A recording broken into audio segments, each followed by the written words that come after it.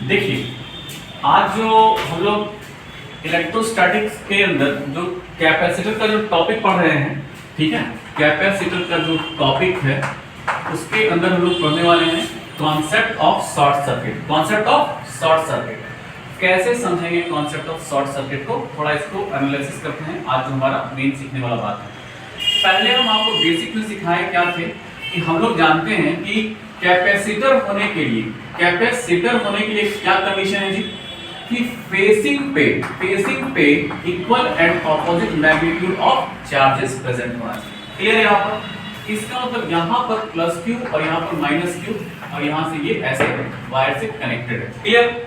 आप ध्यान रखिएगा कि फेसिंग पे charges equal and opposite manner में है और हम लोग यहाँ पर ये भी जान चुके हैं कि जितना मतलब यहाँ पर जितना जो चार्ज रहेगा डिस्ट्रीब्यूशन वहां यहाँ भी उतना ही चार्ज डिस्ट्रीब्यूशन रहेंगे।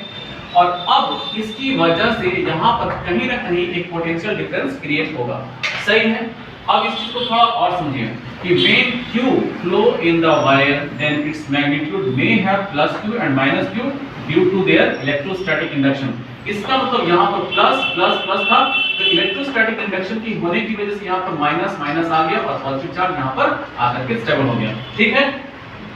तो इस प्लेट के लिए आने के लिए जिम्मेदार जो कंडीशन था वो एक्चुअली प्लस क्यू ने ही संभाल रखा था। ये बात तो हम लोग पिछले लेक्चर में अच्छे से पढ़ते हुए आए हैं। ठीक है, पोटेंशियल वाले कॉन्सेप्ट में। लेकिन अब यहाँ पर समझना पड़ेगा कि यहाँ पर जो इसी मैकेनिज्म के अंदर जो कैपेसिटर की कहानी हम लोग सीख रहे हैं उसको जरा देखते हैं कि मान लीजिए कि आपका एक आइडियल केस में एक वायर है। आइडियल केस में क्या है? एक वायर हम लेते हैं, ठीक है, जिसके पास हम लोग कह सकते हैं कि आइडियल कंडीशन में इसका रेजिस्टेंस क्या है, मतलब कह सकते हैं जीरो। ध्यान रखिएगा इसके पास रेजिस्टेंस तो है लेकिन इसका जो मैग्नीट्यूड है ना उसका बहुत कम है। क्या कह सकते हैं? बहुत कम। ठीक है, एक बात क्लियर हो गया कि यहाँ पर वायर रहने पर भी क्या है, यहाँ पर रेजिस्टेंस है। तो यहाँ पर हम लोग कह सकते हैं कि रेजिस्टेंस को यहाँ अप्लाई किए और हम लोग क्या कर सकते हैं कि यहाँ पर आगे करंट का फ्लो करवाते हैं। ठीक है, तो ध्यान रखिएगा यहाँ पर। अब समझते हैं कि पोटेंशियल ड्रॉप का जो कॉन्सेप्ट है एक्चुअली होता क्या है। पोटेंशियल ड्रॉप का कॉन्सेप्ट क्या है उसके बाद हम लोग यहाँ पर पहुंचेंगे कि आइडियल केस में वे चार्ज फ्लो कर रहा है, वे रेजिस्टर और capacitor is in the path of wire. अगर कह सकते हैं कि मान लीजिए कि चार्ज फ्लो कर रहा है या करंट फ्लो कर रहा है तो अगर उसके पाथ में क्या है कि रास्ते में अगर रेजिस्टेंस आ जाए चाहे कैपेसिटेंस आ जाए कैपेसिटर आ जाए तो हम कह सकते हैं कि वहां पर अगर मान लेते हैं कि अगर यहाँ पर एक पॉइंट है और यहाँ पर ये जो दिखाई दे रहा है आपको ये वायर कंटिन्यूअस मैनर में चलता जा रहा है और उसके रास्ते पर क्या आया है? कैपेसिटर आया है। तो यहाँ पर किसी एक पॉइंट पर लेट हम मान लेते हैं कि पोटेंशियल कितना है? 6 वोल्ट है। कितना है? 6 वोल्ट। तो मानिएगा कि अगर हम यहाँ पर कह सकते हैं कि वायर में के पास यहाँ पोटेंशियल 6 वोल्ट है तो यहाँ पर प्लस प्लस नेगेटिव यहाँ पर, तो यहाँ पर मान लेते हैं कि 6 वोल्ट। तो यहाँ पर अगर आगे बढ़ा है तो यहाँ पर पोटेंशियल कितना हो गया? 2 वोल्ट। मतलब यहाँ पर क्या होगा? पोटेंशियल हायर पोटेंशियल से कितना हो गया? यहाँ पर लोअर पोटेंशियल हो गया। क्लियर है यहाँ पर? तो हायर पोटेंशियल से लोअर पोटेंशियल की तरफ बढ़ना इसका मतलब कह सकते हैं कि 6 वोल्ट से 2 वोल्ट। तो यहाँ पर क्या हो गया? पोटेंशियल का डिफरेंस। इसका मतलब क्या सकते हैं? पोटेंशियल का ड्रॉप। ठीक है, तो पोटेंशियल का ड्रॉप यहाँ होगा।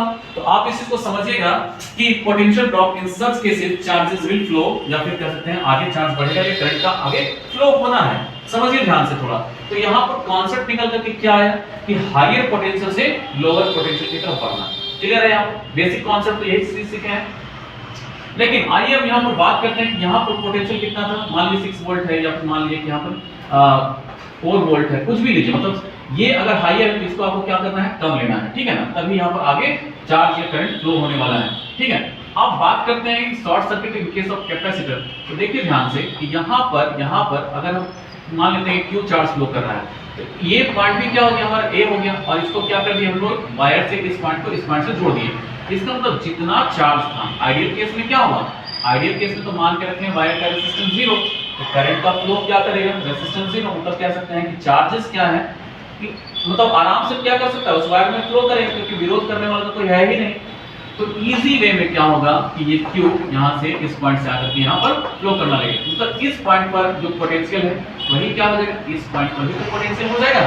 और जब दोनों पोटेंशियल सेम हो गया इसका मतलब ये कह सकते हैं कि यहाँ भी हाई और यहाँ भी हाई। इसका मतलब ये समझ रहे हैं आप कि ये क्या होगा? एकदम ब्लास्ट करेगा। कह सकते हैं ना एकदम दोनों हाई वोल्टेज हो गए। कहीं ना कहीं क्या होगा, स्पार्क तो कह सकते हैं यहाँ पर ये क्या हो गया, नेग्लेक्ट कर दिया जाएगा, आइदर रेजिस्टेंस हो जाए चाहे कैपेसिटेंस हो जाए। समझते हैं इस चीज को? तो यहाँ पर ये कह सकते हैं कि ये जो आप कैपेसिटर देख रहे हैं, जब पोटेंशियल का ड्रॉप मतलब कह सकते हैं डिसऑर्बिट हो जाए, इसका तो यहाँ पर हाइयर और यहाँ भी हाइयर दूसरे पॉइंट पर, after facing the any resistor और कैपेसिटेंस, तो कह सकते हैं कि यहाँ पर रेजिस्टेंस या कैपेसिटेंस नेग्लेक्ट कर दिए जाते हैं। और ये जो कंडीशन जो कह रहे हैं यहाँ पर, चार्ज इजीली आराम से क्या करता है, इस वायर के थ्रू फ्लो कर जाएगा। इसका मतलब इसका कोई भी यूज नहीं हुआ, और यही कंडीशन क्या कहलाता है, शॉर्ट सर्किट कहलाता है। ठीक है, आप समझिए कि अगर ये नेग्लेक्ट कर दिया गया है, अगर ये नेग्लेक्ट कर दिया गया है, तो ये एक्चुअली बना क्या, वायर की तरह ही मूवमेंट हुआ हमारा, एक वायर से ये तो अवॉइड कर दिया गया है, इसका मतलब ये यहाँ से ऐसे फाइनली वायर में क्यों फ्लो हो रहा है, तो डायरेक्टली क्या कर सकते हैं, इसको हम एक स्ट्रेट वायर की तरह क्या कर सकते हैं, प्लेस करके बना सकते हैं। यही तो है हमारा। तो हम लोग इस तरह के क्वेश्चंस को समझने का बहुत अच्छा कॉन्सेप्ट सीखेंगे, बहुत सारे न्यूमेरिकल्स स्टडी करते हैं। ओके।